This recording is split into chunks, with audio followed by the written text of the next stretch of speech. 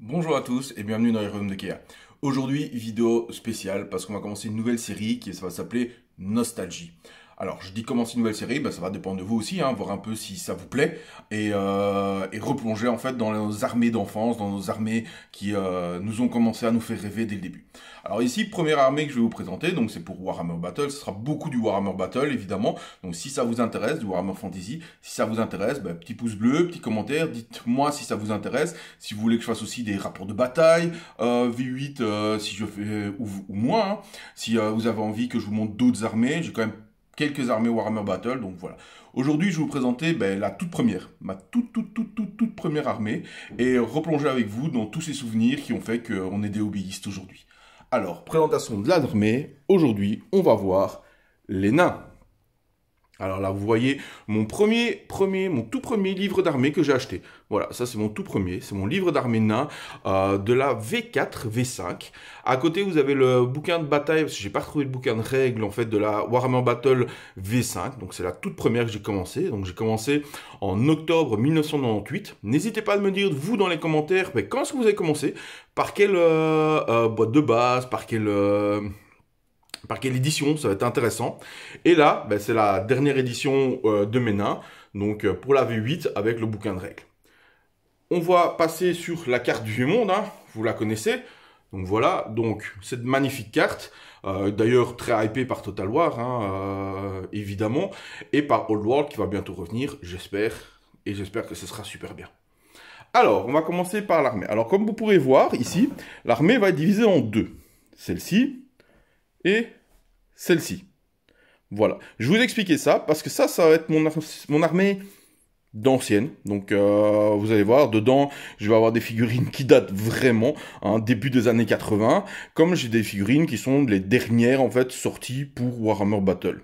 À côté de ça, j'ai cette armée ici. Alors, vous allez me dire, il y a des trucs bizarres dans ton armée de nains, quand même. Je vois une espèce de mammouth, je vois des nuées d'esprit, je vois des figurines 40K, je vois des gobelins sur squid. Alors, je vous explique pourquoi. En fait, ça, c'est une armée que j'utilise toujours pour le moment. Qu'est-ce que je fais avec cette armée, en fait? Je joue un 9e âge avec. Un 9e âge, donc, pour ceux qui ne connaissent pas, c'est un peu dans l'esprit ce qui a suivi Warhammer Battle. Donc, des joueurs, en fait, ont décidé de former un groupe pour créer, en fait, la suite de Warhammer Battle, qui est gratuit sur Internet. Donc, n'hésitez pas à aller voir, ça s'appelle The Night Age, 9e âge, vous tapez sur Google, et vous trouverez toutes les règles gratuites. Alors, c'est un jeu qui continue dans comment fonctionnait Warhammer Battle. Maintenant, c'est un jeu qui est aussi très tactique, avec un gros livre de règles comme l'était Warhammer Battle. Donc ça va être très différent de Warhammer Age of Sigmar. Voilà, donc c'est pour ça que j'aime bien les deux, parce que pour moi, c'est deux jeux différents, et que je vous montre ceci, et que je vais continuer dans la nostalgie. Alors, donc pourquoi il y a tous ces monstres dans cette armée-là? Tout simplement, en fait, parce que je la joue aussi en nain du chaos. Vous allez voir que dans mon armée de nains, je vais avoir quelques petites figurines références au nain du chaos, vous pouvez voir ici. Donc ouais, j'ai des anciens nains du chaos, j'ai l'état-major hobgoblin, donc voilà, c'est quand même pas mal du tout. Donc voilà, donc ça c'est celle que je vais vous présenter après. Je vais commencer par le commencement, je vais commencer par cette magnifique armée de nains, d'anciens nains. Alors hop, voilà, alors à tout seigneur, tout honneur, évidemment, première figurine, c'est Thorgrim le Rancunier. Alors Thorgrim le Rancunier, c'est ce petit monsieur-là, voilà. Alors, malheureusement, hop, voilà. Malheureusement, je n'ai pas en entier, en fait. Donc, Thorgrim le Rancunier, c'est le haut roi des nains, celui qui garde le livre des rancunes, où toutes les rancunes sont notées sur toutes les attaques qu'ils font, toutes les... tout ce qu'on a pu faire contre les nains, que ce soit niveau militaire, que ce soit niveau doigt de l'argent ou n'importe quoi, toutes les rancunes sont notées dans ce livre. Et ce livre avait une importance capitale pour les nains. Voilà. Alors lui, c'est le haut roi Thorgrim. Donc c'est le roi des nains, et il est sur un trône de base porté par 4 nains. Alors je n'ai malheureusement pas sa version ancienne entière, donc ça c'est sa version ancienne, je ne l'ai pas entière. J'ai la version récente en résine, mais je dois encore la monter, donc c'est pour ça qu'elle n'est pas encore sur la table. À côté de ça, on va avoir quoi? On va avoir peut-être le nain le plus connu. Hop, je refais le focus, excusez-moi. Le nain le plus connu, évidemment, c'est Gotrek et Félix. Hop, les voilà. Donc Gotrek et Félix, donc ces deux aventuriers, si vous n'avez jamais lu de romans de Warhammer Battle ou de romans de Warhammer, hein, vous êtes peut-être plus Warhammer 40 000 ou des romans classiques, moi je vous conseille, plongez-vous dedans. Donc Games Workshop les a ressortis en trilogie, donc ils sont dans des gros livres regroupant à chaque fois 3 livres. Donc allez-y, foncez, même si vous n'êtes pas habitué à l'univers, même si vous n'aimez pas spécialement l'univers, allez-y, foncez, c'est vraiment excellent. Donc voilà, et ils ont été déclinés en figurines évidemment à travers les âges. J'en ai d'autres aussi, mais ils sont encore emballés. Donc c'est pour ça que dans des petits sachets, c'était des figurines spéciales qu'on pouvait acheter lors de Games Day ou ainsi de suite. Donc c'est pour ça qu'ils sont bien gentiment encore dans leurs sachets. Peut-être qu'un jour je les ouvrirai pour pouvoir les monter. Alors, si on continue dans les figurines toutes vieilles, toutes anciennes, eh ben vous voyez ici, hop, vous les voyez là. Ces petits messieurs là, en fait ça ce sont des vieux nains des années 80, wow. Ça ne nous rajeunit pas, et en fait ce sont des sorciers nains, et oui, dans les toutes premières éditions, ben, il y avait des sorciers nains, et donc c'est super intéressant, là vous voyez les 4 papis là avec leur bâton, leur parchemin, tout ça, ben, c'était des sorciers nains.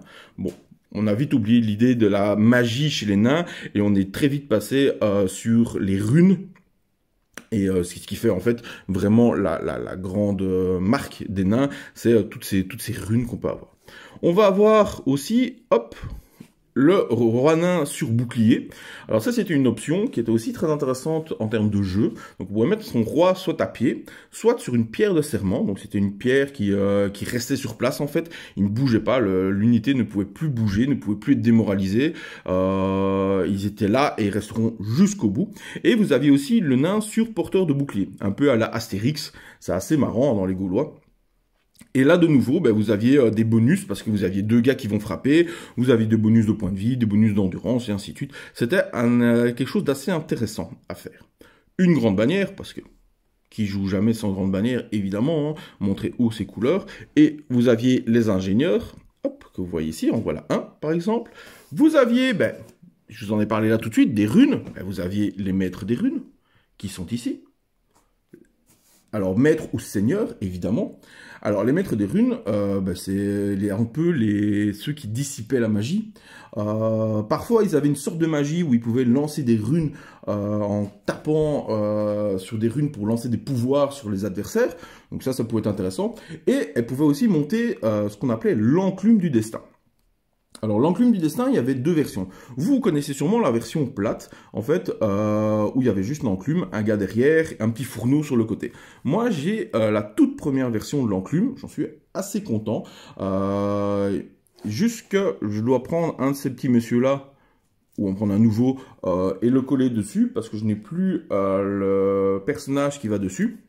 Je ne le retrouve plus. Et l'enclume, elle est ici. Voilà, ça c'était la toute première enclume du destin, que personnellement je surkiffe. J'adore cette figurine. Voilà, et vous aviez, ben, hop, je prends lui par exemple, hop, vous l'aviez un maître des runes dessus, prêt à tout pour pouvoir déchaîner les runes sur vos adversaires. Après, on va avoir ben, les seigneurs nains, classiques, hein, hop, les voilà. Donc, voilà, ça c'est 4 seigneurs à travers les âges. Voilà, avec les petits drapeaux et tout ça. Donc voilà, ça c'est pour les personnages, assez classiques on va dire. On va passer maintenant aux unités. Alors, dans les unités, on va commencer par celle que je vous fais passer devant plusieurs fois parce qu'elle est quand même iconique. C'est la seule unité de mercenaires nains, les voilà, c'est les pirates de Long Drawn Silver. Hop, des tueurs pirates. Et ça c'est quand même trop la classe. Hop, donc les mercenaires, pour ceux qui ne savaient pas, c'était une armée de figurines, d'unités, qui venaient d'un peu partout. Alors sur la carte du Vieux Monde, ça vient plus ou moins du côté, on va dire, de l'Italie. Hein. Miragliano était la capitale. À côté de Scarogne, c'est pas une grande idée, mais bon, Voilà, et en fait, eux, ben, c'était que des régiments de renom, des régiments, en fait, qui pouvaient se louer dans d'autres armées, un peu comme des alliés, en fait, on pouvait les prendre avec des points. Donc, il y avait un certain nombre de pourcentage de mercenaires d'alliés qu'on pouvait prendre, et vous aviez des noms, des régiments de renom, donc des régiments qui, à travers les âges, ont gagné tellement de prestance, tellement de réputation, ben, que ils avaient vraiment leur propre nom. Alors, vous aviez les Nemrod de Miragliano qui étaient des arbalétriers.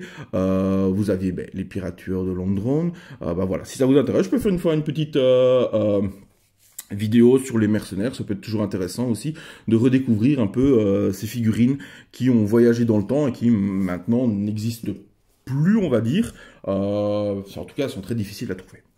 Après, on va avoir les guerriers nains. Alors, les guerriers nains, hop, on va les voir. Et puis, ils sont ici. Alors là, vous voyez que j'ai des figurines dans les guerriers nains, des vieilles figurines, des figurines un peu plus récentes, mais ceux lesquels j'ai vraiment envie de montrer, ils sont pas peints, c'est ceux-ci. Ça, pourquoi j'ai envie de vous montrer cela? Parce que c'est la toute première boîte que j'ai achetée quand j'ai commencé Warhammer. Donc le tout premier livre que j'ai acheté, c'était le livre d'armée Warhammer nain, et en fait, ça, c'était les guerriers nains qui étaient à l'époque vendus dans des boîtes de 8 figurines. Hop. Ils étaient mignons quand même, hein. Moi je les aime bien, avec leurs grosses haches. Et donc voilà, ça a été les toutes premières figurines que j'ai achetées. Voilà, j'en suis très content, j'ai les garde, je ne sais pas si je vais les repeindre ou pas. À l'époque je les avais peints, maintenant je les ai ressous-couchés évidemment. Vu comment je peins maintenant, je préfère dire que comment je peignais à l'époque, c'était pas terrible. Donc ça c'est pour les guerriers nains. Après on va avoir... je veux dire les figurines habituelles, hein. On va avoir les arquebusiers, voilà, que vous voyez ici. On va avoir les mineurs, que vous voyez ici. On va avoir les arbalétriers. Alors dans les arbalétriers, de nouveau, je vais avoir des figurines assez anciennes. Vous pouvez voir au milieu du régiment Rambo. Je vais vous le montrer de plus près. Hop. Hop. Et là, je vous présente Rambo. Alors, comme il dit toujours, c'est pas sa guerre. Eh ben, hop, voilà. Bon, vous faites fi des... Hop, je n'arrive pas à faire le focus, voilà. Des conversions et des choses comme ça, mais voilà. Donc, les vieilles figurines de nains, c'est quand même incroyable. Hop, on va avoir des vieilles... Ah, dans mon armée, on va avoir beaucoup de vieilleries. Hein, dans cette armée-là, j'ai vraiment... Je suis très fan des nouvelles figurines pour toutes les armées, mais j'avoue que pour les nains, j'ai une préférence vraiment sur les anciennes figurines. Regardez ici, on va avoir vraiment, voilà, je trouve qu'ils avaient vraiment du cachet à l'époque, les nains, vraiment, ils avaient quelque chose de vivant en fait. Et donc je les aime vraiment bien, comme vous pouvez voir. Alors, on va passer après aux unités un peu plus classiques, hein, donc les rangers qui sont là-bas, les tueurs. Qui ne connaît pas les tueurs, hein, grande unité par excellence, hein, tellement chouette à jouer, l'historique est tellement chouette d'un tueur. Alors pour ceux qui ne connaissent pas l'historique d'un tueur, en fait, les nains, quand ils ont vraiment eu quelque chose d'impardonnable, qu'ils ne savent pas, voilà, une trahison, ils ont fait quelque chose vraiment, généralement ils le disent pas ce qu'ils ont fait, hein, mais vraiment très déshonorant, en fait, ils se vont jusqu'à Karak-Kadrin, qui était la cité des tueurs, ils vont jusqu'au temple de Grimir, ils se rasent la tête à part une crête, ou parfois totalement, ils se mettent des clous, des choses comme ça, hein, et ils se teignent qui font tenir avec de la graisse, ils se teignent tout en orange, et ils partent juste avec des armes, un pagne, et trouver la mort la plus glorieuse possible pour pouvoir racheter leur déshonneur. Donc, voilà, je trouve ça assez chouette. Le plus célèbre, évidemment, étant Gotrek. Voilà, avec son ami Félix. Je vous laisserai découvrir tout ça dans les romans qui sont vraiment géniaux. On va avoir les brise-fer. Alors, les brise-fer, c'était quoi? Les brise-fer, c'était l'unité... Dans l'histoire, en fait, c'est ceux qui vont dans les tunnels. Donc, pour combattre les Skaven, les gobelins, et ainsi de suite. Donc, ils ont les meilleures armures. En fait, c'était la seule armure qui avait en fait déjà une rune gravée dessus, alors que normalement, les runes, on mettait que sur les personnages, qui avait une rune dessus, qui faisait en fait que ils étaient mieux protégés en termes de jeu. Donc, ils avaient une meilleure sauvegarde d'armure. Donc, ça, c'était vraiment l'unité enclume par excellence. Voilà. C'est l'unité, bah, ça servait à rien d'aller chercher, il résistait de tout. Enfin, on va passer aux marteliers. Donc les marteliers qui étaient les gardes du corps des rois. Donc c'est une unité qui tape très très fort. Et c'est une unité que si vous les mettez avec le seigneur dedans, le roi nain, ben ils devenaient tenaces, ils avaient des bonus, enfin c'était vraiment l'unité garde du corps par excellence. Et je vais finir par mon unité où j'ai mes figurines préférées, mes anciennes figurines préférées. C'est l'unité de Longuebarbe. Alors, vous pouvez voir ici que j'ai vraiment des très vieilles figurines, mais celles que je préfère, elles sont ici. Voilà, ça c'est mes Longuebarbe. Hop, comme vous pouvez voir, moi je trouve que, hop, vous avez ce qu'il-là, qui est vraiment génial. Vous allez avoir des figurines comme ceci, hein, un spadassin. C'est vraiment génial comme une figurine. Vous allez vraiment avoir de tout. Hop, vous allez vraiment avoir des nains comme ceci, prêts à en découdre.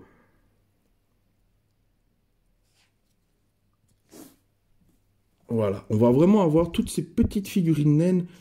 Hop, regardez celui-là. Celui-là, c'est un de mes préférés. Voilà. Vraiment un seigneur presque chevalier. On dirait presque un seigneur bretonien, en fait. Hein. Un seigneur chevalier, comme ça, mais nain. Et ça, c'est les figurines qui m'ont fait tomber dedans, qui m'ont fait que j'ai aimé cette armée, que j'ai voulu jouer cette armée. Hein. Ces figurines-là qui datent des années 80. Hein. Le socle, il date de 84. Donc, vous imaginez bien. Hein. Et voilà, c'est le genre de figurine qui, moi, m'a donné envie de jouer nain, qui me donne encore envie de jouer nain, et qui fait que j'aime cette arme. Donc là, on a passé en revue tout ce qui était... Ah non, j'ai oublié le plus important, évidemment. Oh, mon Dieu, les machines de guerre. Alors, la baliste, la catapulte, les canons, le canon orgue. Je vous montre le pack de servants, tellement que j'ai de servants pour les machines de guerre. Évidemment, on va passer au gyrocoptère, au gyrobomber, qui existe toujours. Donc le gyrocoptère avec son canon de face, le gyrobomber avec ses bombes qu'il peut lancer. Je vous présente les nains du chaos originels. C'est quand même magnifique un nain du chaos originel. Hein. Hop, je vous montre ici. Alors ça reste débat, mais moi j'aime beaucoup ce côté babylonien. J'aime énormément. Ça, c'est un de mes grands regrets, par exemple, c'est de ne pas avoir acheté d'armée à cette époque-là de nains du chaos. Après, c'était pas facile, les nains du chaos n'avaient pas vraiment d'armée non plus. Hein, mais voilà, moi, c'est vraiment quelque chose qui... un petit regret. Donc, ça, c'était, hop, l'armée old school. On va donc passer maintenant à l'armée actuelle. Alors, dans l'armée actuelle, je vais quand même avoir quelques figurines old school, parce que, et je vais vous garder la meilleure pour la fin, parce que c'est la figurine qui m'a fait commencer Warhammer Battle, et qui m'a fait dire que c'est cette armée que je jouerai jusqu'à la fin de ma vie. Car oui, si je dois en choisir plus qu'une jusqu'à la fin de ma vie, ben ce sera les nains. Toujours les nains, au fond du cœur. Malgré le fait que pour l'instant, vous me voyez beaucoup jouer sur la chaîne d'Elf. Mais les nains restent au fond de mon cœur, et restent mon armée. Alors, mais je vais vous montrer aussi qu'on peut faire avec des figurines d'Age of Sigmar, on peut faire aussi des chouettes armées nains. Et là, je vous présente par exemple mes nouveaux tueurs, qui sont au final des Fire Slayer. Et oui, qui fonctionnent très bien. Vous les mettez sur des petits socles carrés si vous voulez jouer à Warhammer Battle, et ça fonctionne très bien. Ils sont super beaux, ça donne bien dans l'ensemble. Voilà. La peinture de l'armée avait été faite pour ressembler à une armée feu-glace. Voilà, j'aime beaucoup. Donnez-moi votre avis, hein, évidemment, dans les commentaires. N'hésitez pas. Donc, on va avoir des régiments énormes de marteliers. On va avoir des régiments de guerriers. Encore des régiments de guerriers. Guerriers ou Longuebarbe, hein, ça peut faire les deux, évidemment. Voilà. On va avoir les dracs de fer. Alors, les dracs de fer, c'était une unité qui est apparue en V8. C'est une unité en fait un peu hybride entre des arquebusiers et des brise-fer. Donc en fait c'était des gars qui étaient très armurés avec un bon canon en main. Donc vraiment super intéressant comme unité. D'ailleurs pour tous les joueurs Total War qui verraient cette vidéo, vous connaissez les dracs de fer sur Total War. Hein, ils sont tellement overbourrins. Donc voilà. On va avoir les machines de guerre. Voilà, je vous ai montré l'enclume évidemment. Voilà. Et maintenant, je vais vous parler un peu, avant de vous parler des personnages, je vais vous parler un peu des unités un peu bizarres que vous aviez derrière. En fait, comme je l'expliquais au début de la vidéo, cette armée, je la joue aussi en 9e âge. Donc en 9e âge, en fait, on peut jouer nain et aussi une liste d'armées nains du chaos. Moi, j'ai toujours aimé les nains du chaos. Donc, mais dans les nains du chaos, vous allez avoir des nains, mais vous allez aussi avoir le côté monstre et le côté machine de guerre automate, le côté hobgoblin qui va aller dedans. Donc les nains du chaos, pour un peu raconter un peu vite, un peu l'historique, en fait ce sont des nains, ils sont pas vraiment chaotiques parce qu'ils ne vénèrent pas les dieux du chaos. Je pense qu'au tout début de Warhammer Battle, ils vénéraient les dieux du chaos, mais ils vénèrent Ashut, en fait, qui est le père taureau, et en fait, en s'installant dans l'Est, donc là où il y a les ogres et tout ça, ils ont en fait conquéri des tribus orques et gobelins, et ils les ont réduits en esclavage. Comme maître esclave, on va dire, ils ont pris des tribus d'hobgoblins, qui étaient un peu plus loyaux, entre guillemets évidemment, pour pouvoir aider. Et donc quand ils partent en guerre, ben, ils vont avoir des esprits du feu, représentés par les Kadim, hein, les Kadai pour l'instant dans l'univers de Warhammer Battle, et Kadim dans l'univers de 9e Âge, que j'ai représenté par des nuées, hein, des esprits du feu. On va avoir le Kadim Titan, qui est un espèce de monstre de flamme, prêt à foncer sur les adversaires, que j'ai représenté ici par un mammouth. Vu que mon armée est plus thème glace, je me suis dit que ça allait super bien. Avec les flammes, le pelage flamboyant qui donne super bien. On va avoir des chevaucheurs hobgoblins, qui sont quand même super utiles, que j'ai utilisé les chevaucheurs de Squig, parce qu'ils sont magnifiques les nouveaux chevaucheurs de Squig. On va avoir les machines qui peuvent avancer et tirer, que j'ai utilisé des castellans de l'Adetus Mechanicus avec des canons orques sur le côté. On va avoir les Taurucs, ces fameux nains du chaos centaure, que je surkiffe à mort, hein, avec, vous voyez là, les vieilles figurines en métal. Donc ça, c'est vraiment très très chouette comme figurine. Voilà. Et on va passer à la dernière étape, qui sont les personnages. Alors, dans les personnages, on va avoir, donc, de base, je vous ai dit, ils vénèrent Ashut, les nains du chaos. Donc, vous allez avoir, normalement, des gars sur des bulles. Les bulles, c'est quoi? C'est des espèces de taureaux volants. Alors, je n'en avais pas. On pouvait les acheter sur Forge World, mais ils n'étaient pas super terribles, personnellement. Et donc, j'ai réfléchi un peu avec quoi, chez moi, je pourrais faire quelque chose qui rentrerait dans le thème. Et j'ai pris, hop, un scorpion roi des tombes, car j'en ai plein de scorpions roi des tombes, et où j'ai mis un personnage que normalement vous trouvez sur le Magmadrot, pour représenter un héros sur Bulle Centaure. Donc au lieu de voler, il plonge à l'intérieur de la terre pour ressortir et attaquer. Donc voilà, donc j'aime beaucoup la figurine du scorpion. Si ça vous intéresse, n'hésitez pas dans les commentaires, je vous ferai une vidéo sur les rois des tombes, parce que j'ai une belle armée roi des tombes aussi. Et voilà, moi c'est une armée que je kiffe beaucoup. Alors, on va retrouver la grande bannière. Voilà, donc l'enclume, comme vous avez dit.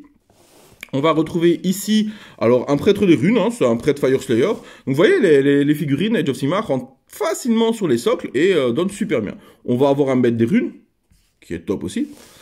Hop, lui, je le garde pour la fin. On va avoir, alors, un hobgoblin sur loup. Donc ça, c'était un chef hobgoblin. Donc j'ai pris un vieux chevaucheur de loup en métal, que j'ai collé sur un loup fenricien, que j'ai collé à l'envers. Pourquoi à l'envers? Parce que ça me faisait rire d'avoir un gars qui commande, mais qui n'est pas très doué, en fait. Donc voilà, ça me faisait plaisir. Et ça reflète bien un peu l'esprit gobelin. Hein. On commande, mais on s'enfuit aussi. Donc voilà, très chouette. On va avoir cette figurine de Gotrek qui me sert d'unit filer. Alors pour ceux qui ne savent pas ce que c'est qu'un unit filer, un unit filer en fait c'est une petite scène, une pièce que vous mettez en fait dans votre unité qui prend plusieurs places. Donc ici en l'occurrence prend 4 places pour agrandir votre unité sans pour cela que ça soit voilà pour donner vie un peu à vos régiments. Donc très chouette. Donc là j'ai Gotrek qui vient de tuer le démon du Golden Démon. Le Golden Démon c'était la statue, je veux dire, le prix pour les meilleurs peintres lors des grands concours du Games Day. Donc voilà, c'était une figurine spéciale. J'aime bien, puis ça rentre bien dans le ton. Et alors, je vais terminer cette vidéo par la figurine qui m'a fait commencer Warhammer Battle, tout simplement. Si j'avais pas vu cette figurine, dans un sens, j'aurais peut-être pas joué à Warhammer, et je me serais peut-être pas rentré vraiment dans cet univers. Et c'est cette figurine-là. Ugrim, point de fer. Hop, si on peut faire le focus, voilà. Ugrim, point de fer. Ça, c'est le roi tueur de Karak Kadrin. Alors, de nouveau, pour ceux qui jouent à Total War, hein, je viens de recommencer une campagne là-dessus, assez dur à jouer d'ailleurs. Bon, je suis pas très doué, mais voilà. Et voilà, il a trop la classe avec sa cape dragon. C'est vraiment la figurine qui m'a donné envie de jouer à Warhammer. Quand je l'ai vu sur une image, en fait, j'ai fait waouh, il est trop classe, avec ses longues barbes et tout, vraiment la quintessence du nain, son casque, sa grosse hache, sa cape en peau de dragon qui l'a tué. D'ailleurs, vous remarquez que le dragon, ben, il est quand même petit, puisque la tête, elle est quand même là, mais c'est pas grave, il l'a fait à sa taille, donc voilà. Voilà, on va terminer cette vidéo sur cette figurine, parce que pour moi, c'est la... Voilà, si je devais choisir qu'une seule figurine parmi tout l'univers de Warhammer, Warhammer 40 000, Warhammer Age of Sigmar, je pense que c'est elle que je choisirais, parce que c'est par elle que tout a commencé. Voilà. Alors voilà, on va terminer sur mes personnages. N'hésitez pas à me dire en commentaire si ça vous plaît, hein, des petites vidéos de nostalgie comme celle-ci. Si vous avez envie que j'en fasse d'autres, je peux faire encore sur les Bretoniens, les Rois des Tombes, mes Skaven aussi, j'ai plein de choses. Donc voilà. J'espère que ça vous a plu. On se dit à bientôt. N'hésitez pas le petit pouce bleu, l'abonnement. On est bientôt, on monte de plus en plus. Hein. On est bientôt 1000 abonnés. Ça me fait vraiment plaisir. Ça me motive par ces temps un peu difficiles. Donc voilà. Je vous dis à bientôt les amis et portez-vous bien.